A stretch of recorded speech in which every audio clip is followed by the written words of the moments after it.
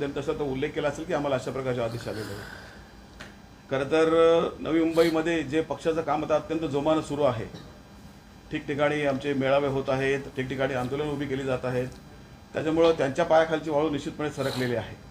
आणि आरोप करणाऱ्यांनी कधी कुठल्या आंदोलनात त्यांनी सहभाग घेतलेला नाही आहे, कुठल्या पक्षीय कार्यक्रमामध्ये त्यांना कधी आपण कोणी बघितलेलं नाही आहे। त्यामुळे आरोप करणं सोपं आहे, आरोप करताना त्यांनी आंदोलनामध्ये उतरून रस्त्यावर येऊन काम करणं कठीण आहे। आणि हे काम केलं नसल्यामुळे आरोप करायला काय कुठल्या की कॅमेरावाला बोलवून आरोप केला, पण त्या आरोपात तथ्य किती आहे त्यांनी तेही सांगायला पाहिजे ना। तुम्हाला जर सांगितलं कोणी तुम्ही म्हणताय ना आरोप करताना, मग पुरावाही द्या ना। आरोप करायला काय कोणी करा, आता आम्ही आरोप करू की तुम्हाला नाईक साहेबांनी सांगितलं की तुम्ही आपण एकत्र काम करणार आहोत म्हणून, करायला बोलायला का पैसे लागत नाही ना, पण ते तथ्य तुम्ही सांगायला ते द्यायला पाहतो। त्यांना काही नाही, फक्त वातावरण डिस्टर्ब करतायत। आणि संघटना आमची वाढत चालली आहे, शिवसेना वाढत चालली आहे, मनसे सोबत आली आहे आणि आमची महाविकास आघाडीसोबत आम्ही लढणार आहोत। त्यामुळे निश्चितपणे त्यांच्या पायाखालची वाळू सरकलेली आहे।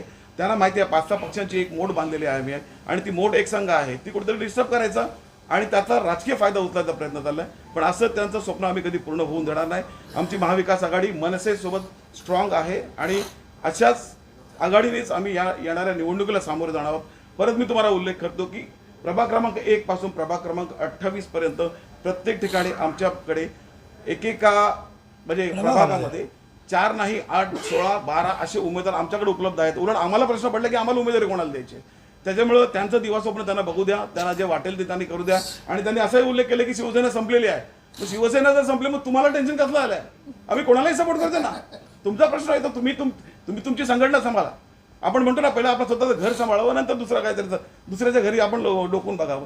तुम्ही तुमची संघटना सांभाळा, आम्ही आमची संघटना सांभाळायला सक्षम आहोत आणि राहणार आहोत। पक्षाचं काम करत असताना आमची त्या ठिकाणी शिवसैनिक आहेत, पण ऍक्च्युअली हे जे झालेलं आहे ते मी गेल्या 25 वर्षापासून नगरसेवक असल्याकारणानं त्याची इत्तमभूत माहिती मला या ठिकाणी असल्याकारणानं ज्यावेळेस आपल्याकडे तो विभाग होता त्यावेळेस नगरसेवक निवडून आले होते।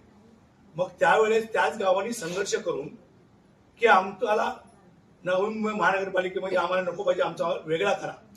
आणि जो नगरसेवक त्यावेळेस इलेक्शन लढला त्या नगरसेवकाची निवडून आलेल्या नगरसेवकाची त्या ठिकाणी त्याचा खूनही केला गेला की तू का त्या ठिकाणी इलेक्शन लढला गेला।